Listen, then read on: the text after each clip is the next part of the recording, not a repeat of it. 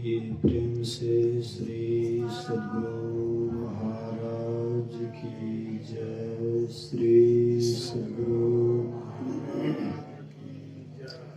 श्री सद्गुरु महाराज की जय। अखंड मंडलाकारं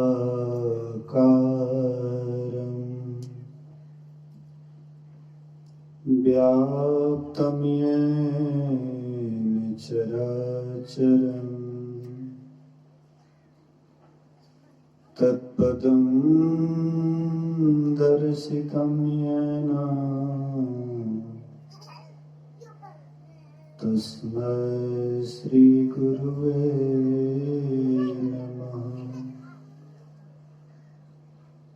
धन्य धन्य सतगुरु सुखदा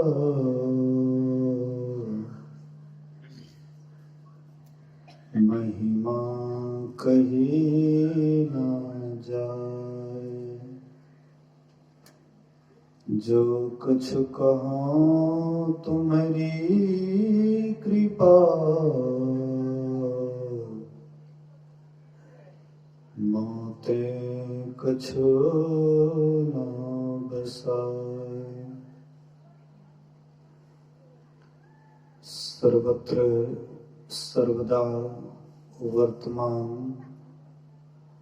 सद्गुरु महाराज जी के पावन चरणों में कोटि कोटि नमन।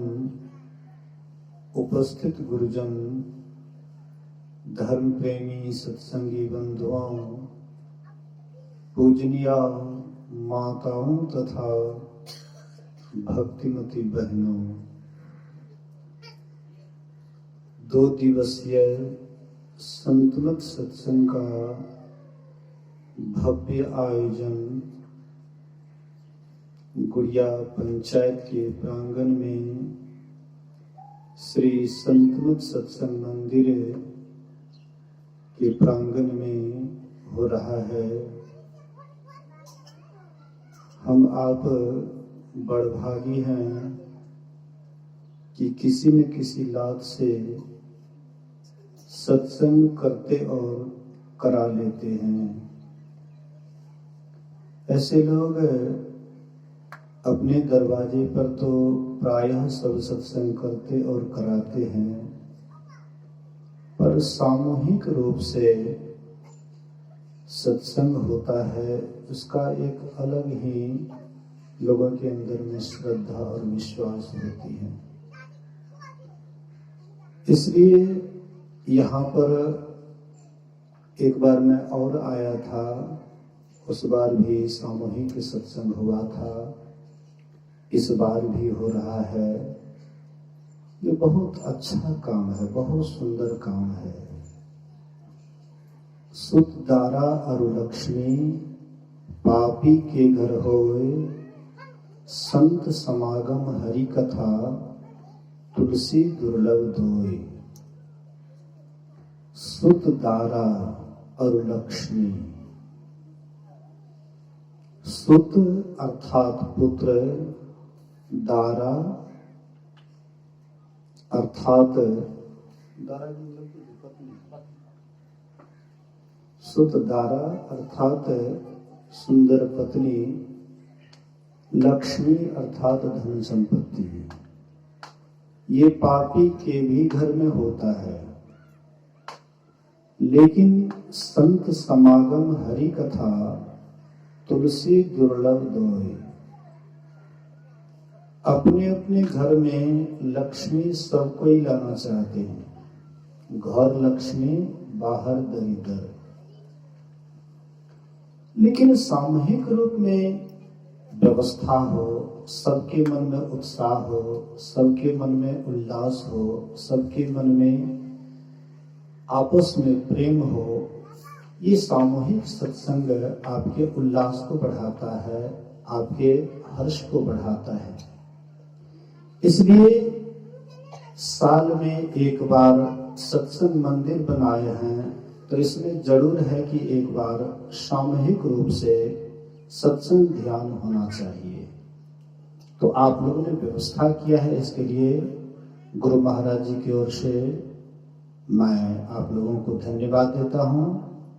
आइए, अभी हम आप श्रवण कर रहे थे श्री रामचरितमानस सारस्वतिक सप्तम सोपान उत्तर कांड से जो उपदेश आप लोगों को सुनाया गया, ये उपदेश आज का नहीं है।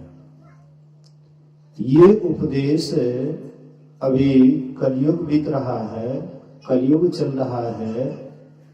कलयुग के पहले द्वापर युग था, द्वापर युग से भी पहले त्रेता युग था। त्रेता युग में कभी महाराज दशरथ के पुत्र बनकर के राम जी आए हुए थे, और वही राम जी त्रेता युग में अपनी प्रजाओं को बुला करके सबको उपदेश किए थे। वही उपदेश हम आप अभी सुन रहे थे। ये उपदेश लगभग 9 लाख वर्ष पहले की है, ये अभी की नहीं है, 9 लाख वर्ष पहले की है। लेकिन इतने दिनों के बाद भी अगर हम इस उपदेश को बढ़िया से सुनते हैं तो लगता है कि नित्य और नया, और लगता है कि शायद अभी ही उपदेश किए हुए थे, पुराना नहीं होता है। संतों का धर्म कभी पुराना नहीं होता है, सब दिन नया का नया ही रहता है। हम आप जो गाड़ी खरीदते हैं वह गाड़ी धीरे धीरे पुरानी हो जाती है। हम आप घर बनाते हैं, नए घर भी एक दिन पुराना हो जाता है। जो हम लोग कपड़ा पहनते हैं, कपड़ा भी एक दिन पुराना हो जाता है, फट जाता है। हम आप ये शरीर जो पहने हुए हैं, ये शरीर भी एक दिन बच्चा था, एक दिन जवान होता है, और एक दिन बूढ़ा होकर के लापता हो जाता है। लेकिन एक संतों का धर्म ही है कि कभी पुराना नहीं होता है। संतों का धर्म कभी पुराना नहीं होता है, सब दिन नित्य और नया। ऐसे नित्य नया धर्म को हम आप अभी सुन रहे थे।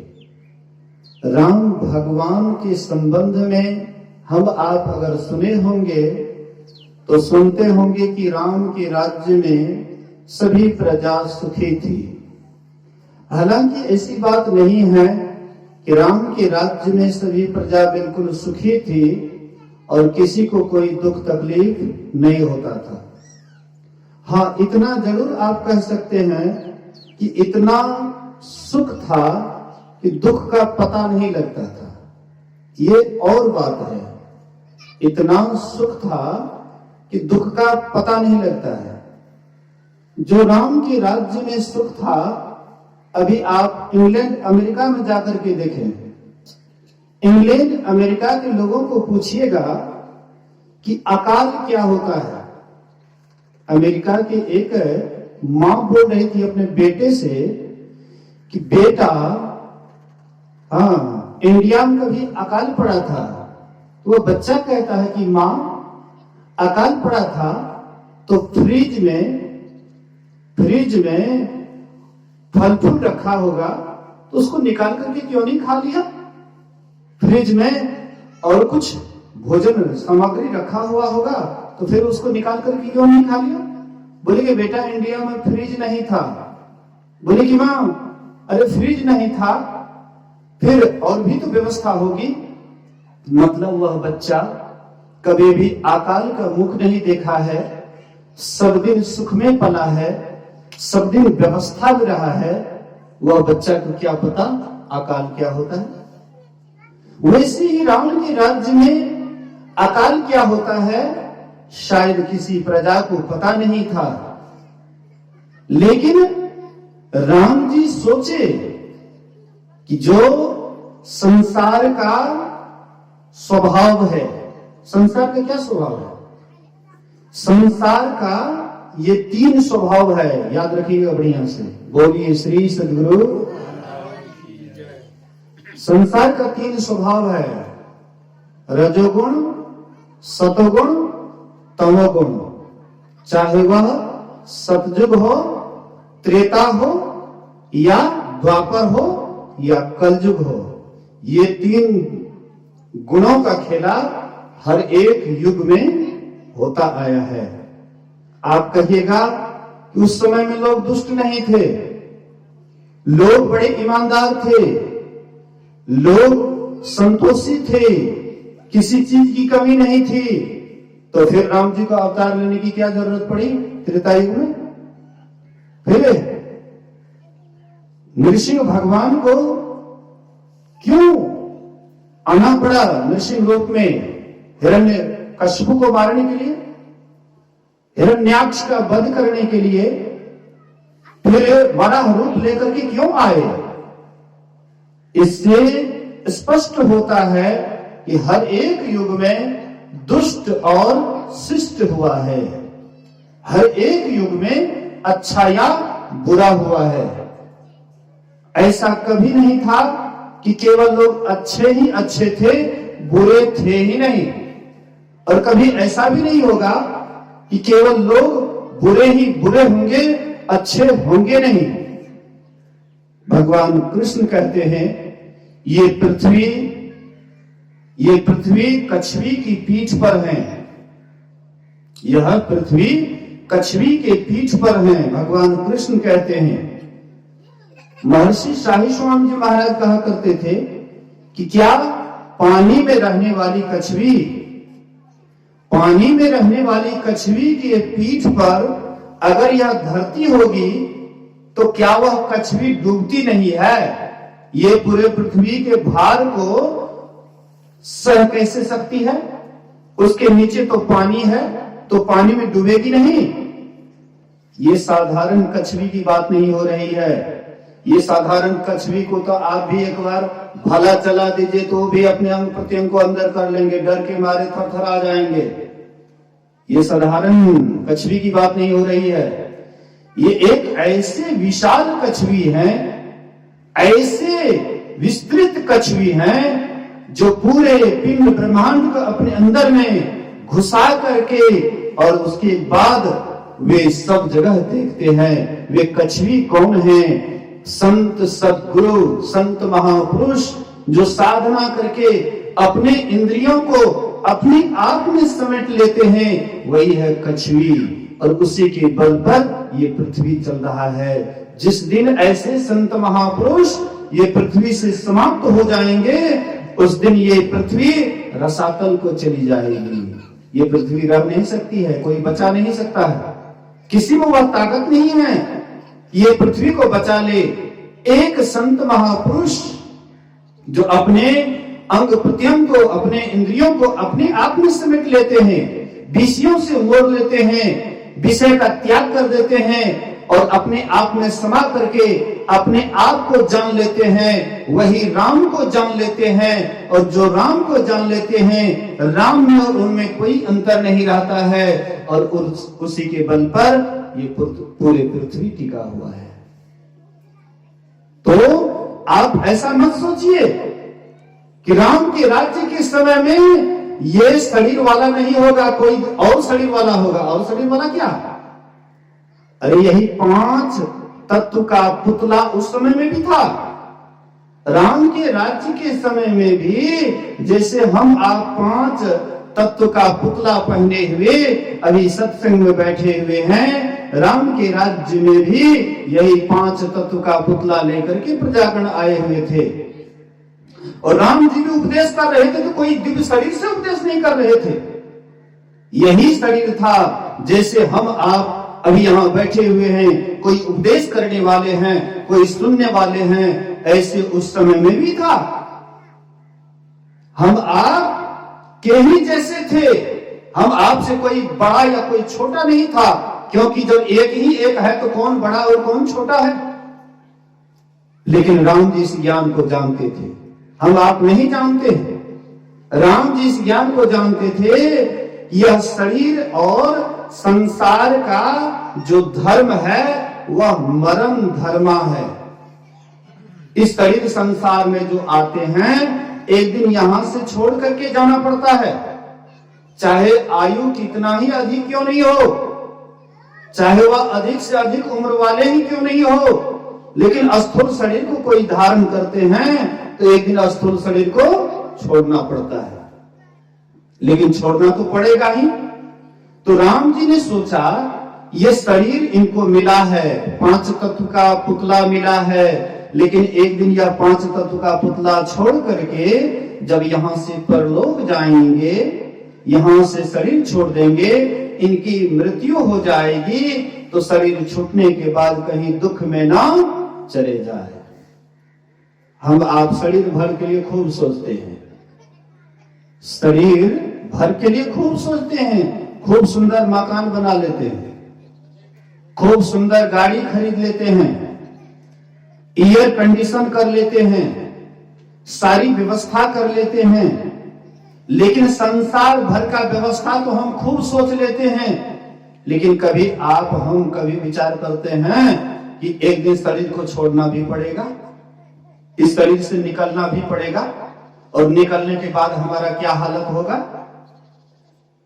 शरीर को मैं मानना सबसे बड़ा पाप है, और जितने भी संसार में पाप है सब इसके पुत्र, और सब पाप का यह बाप है। कौन? शरीर को मैं मानना। हम आप इस शरीर को मैं मान बैठे, इस शरीर ही मैं हूं। शरीर के बाद के लिए क्या सोचना। जो शरीर के पार के संबंध में नहीं सोचते हैं वे विरोचन खानदान के हैं, और जो शरीर के पार के लिए सोचते हैं वे देवता खानदान के हैं। तो हम आप किस खानदान के हैं? देवता खानदान के हैं कि दानव खानदान के हैं? थोड़ा हम लोग विचार करें। बोलिए श्री सद्गुरु। बच्चे के हलचल से बचें। कोई बच्चा हल्ला करता है तो उसको शांत इशारा से करें, और सत्संग जितना देर सुने तो ध्यान से सुने। अगर आपका ध्यान इधर उधर बटेगा, एक आदमी का बटेगा, वह कितने की ध्यान को बटाएंगे। इसलिए ध्यान से सुनिए। ये जो खर्च हो रहा है, और इस खर्च का अगर सदुपयोग नहीं होगा, इस खर्च का सदुपयोग है कि अगर आप 2 दिन तक बढ़िया से सत्संग सुनेंगे, अगर आप अपने जीवन में उतार लेंगे, ये खर्च क्या, इससे कई गुना आपको लाभ मिल जाएगा। जितना खर्च होगा उससे कई गुना लाभ मिल जाएगा।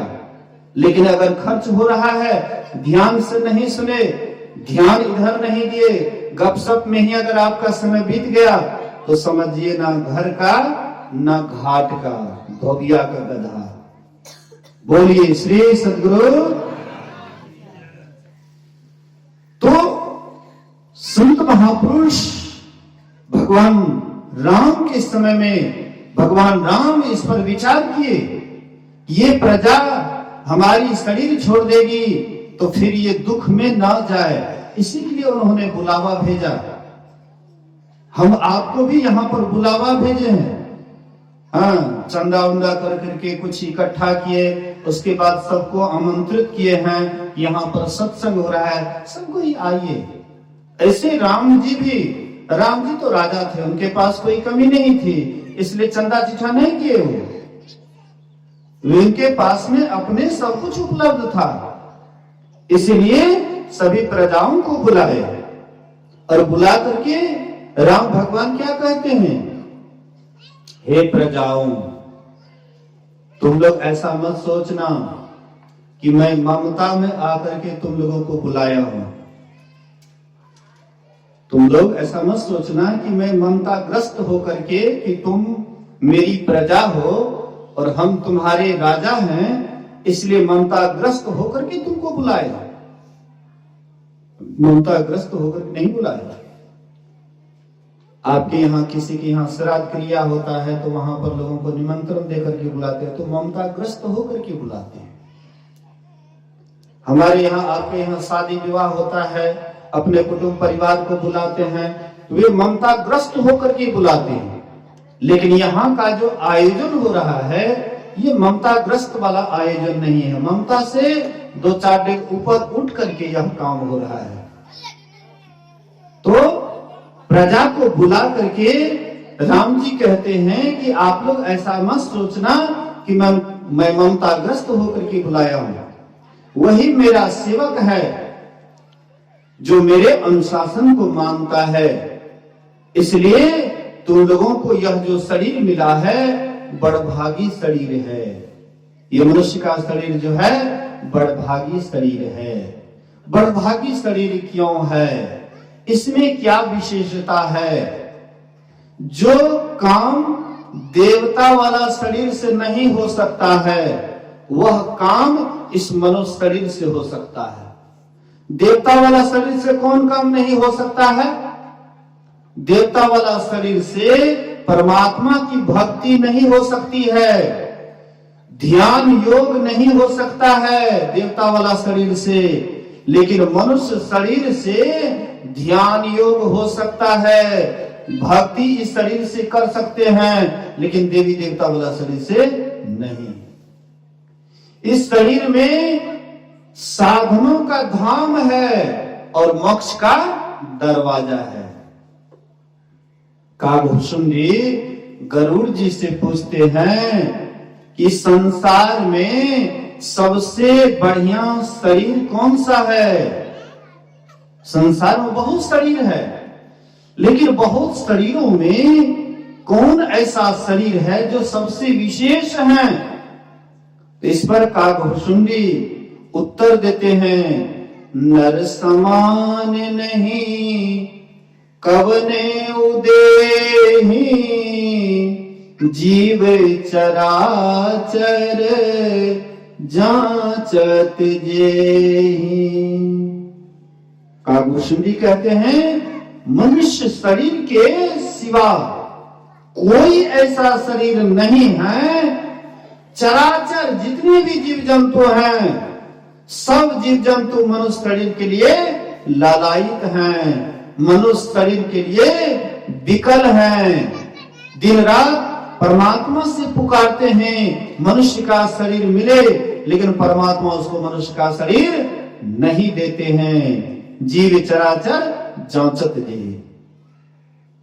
उसके बाद कहते हैं ये शरीर में कौन विशेषता है कि शरीर के लिए सभी चराचर जीव चाहते हैं। आखिरी शरीर में कोई विशेषता होगी तभी तो सभी जीव इसके लिए ललायित हैं। कहते हाँ, नरक स्वर्ग अपवर्ग निशेनी ज्ञान विराग भगति सुख देनी। इस शरीर में नरक का सीढ़ी लगा हुआ है, स्वर्ग का सीढ़ी लगा हुआ है और अपवर्ग मोक्ष का सीढ़ी लगा हुआ है। अच्छा, आप लोग कितने आदमी हैं जो नरक वाला सीढ़ी पर चढ़ना चाहते हैं या उतरना चाहते हैं? हाथ उठाइए तो कौन कौन नरक वाला सीढ़ी पर चढ़ना चाहते हैं? नरक वाला सीढ़ी पर एक दो हाथ उठले या फिर नीचा गिर गए। बोलिए श्री सदगुरु महाराज की जय। कंटा साहस तक करलक लेकिन फिर नीचा गिर गए। नरक वाला सीढ़ी, नरक वाला सीढ़ी चढ़े वाला नहीं छे, उतरे वाला छे। नरक कोने से ऊपर की नीचा है? नरक ऊपर से कि नीचा छे? हाथ कथी उठवे छे? हमें कहते हाथ उठवे, देखो हाथ अपने उठा रहा छे। बोलिए श्री सदगुरु। नरक ऊपर में छे कि नीचा में? एकोटा आदमी कहन हो ऊपर है, गड़बड़ा गल। नरक छे नीचा आ स्वर्ग छे ऊपर। कहे छे हे रसातल में तोरा दे एगो पाताल, जकरा पाताल कहै छियै, रसातल कहै छियै, वह छियै नरक। हाँ, नरक कतऽ छै? रसातल कहियो, पाताल कहियो। पाताल लोक में, रसातल लोक में नरक की व्यवस्था छै, आ स्वर्ग ऊपर।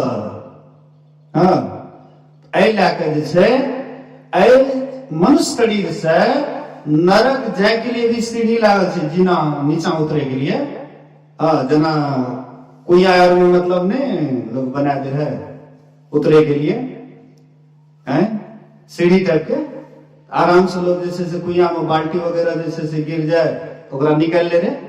तो वही प्रकार से नरक जाय के लिए सीढ़ी बनल छै मनुष्य शरीर में, आ स्वर्गो जाय के लिए सीढ़ी बनल छै।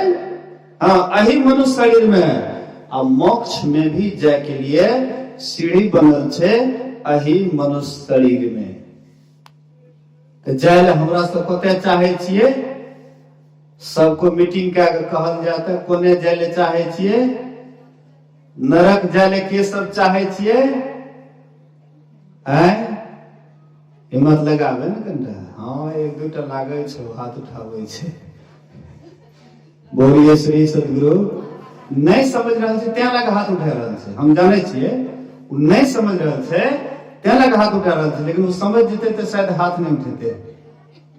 नरक जाने के लिए कोई नहीं चाहता है, दुख को कोई पसंद नहीं करता है। दुख क्या है? नरक है। नरक का नाम दुख है, दुख का नाम नरक है। तो नरक कौन पसंद करते हैं? दुख को कौन पसंद करते? कोई नहीं। चाहे पढ़े लिखे हो या अनपढ़ हो, चाहे नौकरी करने वाला हो या कोई भैंस चराने वाले हो, लेकिन नरक कोई नहीं जाना चाहता है। लेकिन कर्म को देखिएगा तो वह नरक वाला ही कर्म करता है। आप अगर अपने आप को देखें कि हम कौन सा कर्म करते हैं, तो देखिएगा तो आपको लगेगा कि हम नरक वाला कर्म कर रहे हैं, हम दुख वाला कर्म कर रहे हैं, लेकिन चाहना है स्वर्ग की। तो अगर हम मन में सोचें कि स्वर्ग जाएंगे, काम करेंगे नरक वाला, तो बोलिए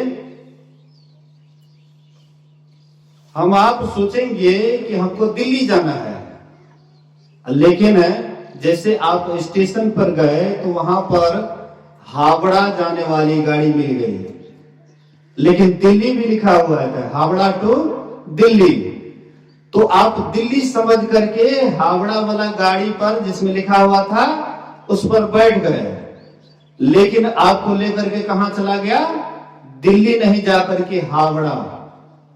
तो बोलिए आप कहां गए?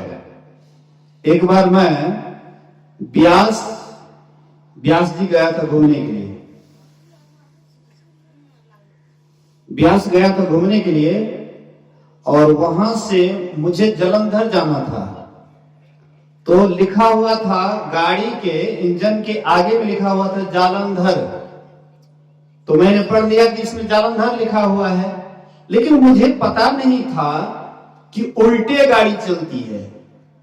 जालंधर जिधर था तो इंजन उधरे घुमा हुआ था, लेकिन जब गाड़ी पर हम बैठे और गाड़ी जब उल्टी चलने लगी, तो मैंने उन लोगों से, यात्रियों से पूछा, क्या ये गाड़ी जलंधर नहीं जाएगी?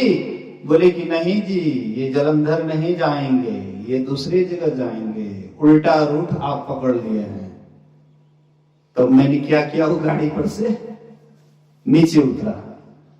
तो बात वही हो जाती है, हम सोचते हैं कि हम जाएंगे स्वर्ग, लेकिन गाड़ी पकड़ लेते हैं नरक वाला, उल्टे गाड़ी ले जा करके हमें नरक में डाल देता है, और उसी नरक में कीड़े मकोड़े, हाँ, और क्या क्या बन करके नरक के दुख को सहते रहते हैं, नाना प्रकार के कष्ट को सहते रहते हैं। इसलिए संत महापुरुष कहते हैं, अगर नरक नहीं जाना चाहते हो तो गलती काम कभी भी मत करो। भूल से भी गलती हो जाए उसका सुधार करो और सत्य वाला काम करो, सच्चाई के साथ करो, बुराई को बिल्कुल दिमाग से निकाल दो, तो तुम्हारे लिए कागभूषुंडी जी कहते हैं स्वर्ग का टिकट बन गया।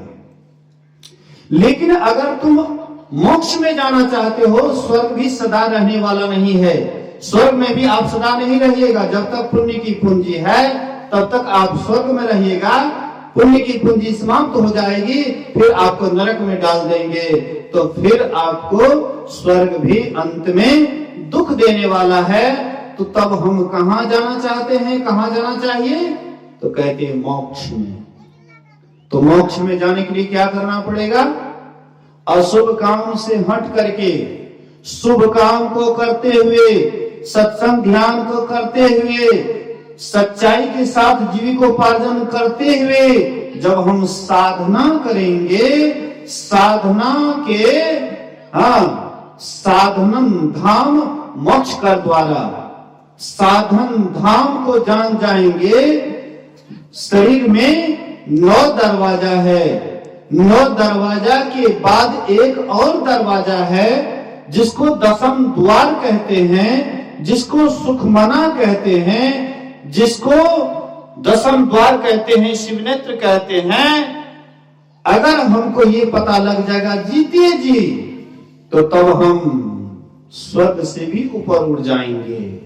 गुरु महाराज कहते थे, जो प्रकाश में चला जाता है तो परमात्मा के बाएं हाथ में चला जाता है। जो शब्द को पकड़ लेता है परमात्मा के दाहिने हाथ में चला जाता है। जो बिंदु नाद की उपासना करते हैं वे परमात्मा के गोद में चले जाते हैं, और जो परमात्मा के गोद में चले जाते हैं, ना पल बिछड़े पिया हमसे, ना हम बिछड़े प्यारे से, उन्हीं से नेह लगाई के हमन को बेकरारी किया। उस परमात्मा से स्नेह हो जाता है, परमात्मा से प्रेम हो जाता है, और वह प्रेम दिनों दिन बढ़ते बढ़ते ऐसा अगाध प्रेम हो जाता है कि आप सीधे परमात्मा से जाकर के वही प्रेम आपको मिला देता है। इसी का नाम है असली भक्ति, इसी का नाम है असली मुक्ति। इसको अगर आपने जीते जी कर लिया तब तो ठीक, अगर मरने के बाद की आशा रखते हैं ये सब झूठी बातें हैं। इसलिए जीते जी आशा कीजिए, जीते जी ध्यान भजन कीजिए, जीते जी दशम द्वार को जानिए, जीते जी परमात्मा को जानिए, जीते जी अपने आप को जानिए, जीते जी शरीर में गोता लगाइए। ये शरीर देखने वाला, देखने में 3.5 हाथ का है, लेकिन समुद्र से भी गहरा है। लेकिन जो इसमें डुबकी लगाते हैं उन्हीं को यह गाढ़ा समुद्र का पता लगता है। और इसमें जो बहुत मणि माणिक्य भरा हुआ है, हीरा जवाहरात भरा हुआ है, पता उसी को लगता है जो इस शरीर में डुबकी लगाता है। इसी के लिए लाली मेरे लाल की जित देखो तित लाल, लाली देखन मैं गई मैं भी हो गई लाल। जो परमात्मा को देखने के लिए गए तो उस लाल को पा करके ये भी लालो लाल हो गए, मालो माल हो गए। फिर इसको आवागमन का चक्र दोबारा नहीं सताता है। देश कैसा भी हो, जिसका ऊंचा ख्याल है, दीन देखते बाहर से भीतर से मालो माल है। कोई कहता भिक्षु, कोई कहता कंगाल है, पर गुदरी पहने हुए वह गुदरी का लाल है। इसलिए उस परमात्मा रूपी लाली को पाना चाहते हैं, बाहर दौड़ने की कोई आवश्यकता नहीं है। अपने ही शरीर के अंदर में ध्यान के द्वारा गोता लगाइए, अवश्य ही आप अपने को जानेंगे और परमात्मा को जानेंगे। फिर आवागमन के चक्र से सदा के लिए मुक्त हो जाएंगे। इन्हीं ज्ञान को सुनना समझना है। आज का यह सत्संग आरती के बाद समापन होगा और फिर कल दोनों समय का सत्संग है। आज का सुबह वाला सत्संग थोड़ा सा उदासी रहा है, जिसके लिए आप लोग थोड़ा खेद भी करते होंगे। खैर कोई खेद की बात नहीं, शुरुआत में कहीं भी थोड़ा सा होता है, इसके लिए चिंता ना करें। अब जो बचा हुआ है कल का 2 समय का सत्संग आप लोग इस तरह से जम जुट करके आइए, इस तरह से जम जुट करके आइए ताकि यहाँ के व्यवस्थापक को सोचना पड़े कि भाई लोगों को कहाँ बैठाएंगे। इसलिए सबके सब पूरे जम जुट करके, है तो ठंड का मौसम, तो यहाँ पर हम लोग करवे क्या करते, आराम से बैठ करके एकदम है, एक दूसरे के साथ बैठ करके है, ठंड होने लगता होगा। जरगर आदमी जहां बैठ जाते हैं तो ठंडों का असर नहीं होता, ठंडो बगले से, पंडाल के दूरे से हट करके वो अगले बगल रहता है। इसलिए सब आदमी आइए जमजुट करके और इस सभा को, इस सत्संग को सार्थक और सफल कीजिए। बोलिए श्री सद्गुरु। आइए एक भजन सुनते हैं गायक जी से और फिर आरती की ओर चलेंगे। श्री सद्गुरु महाराज की जय।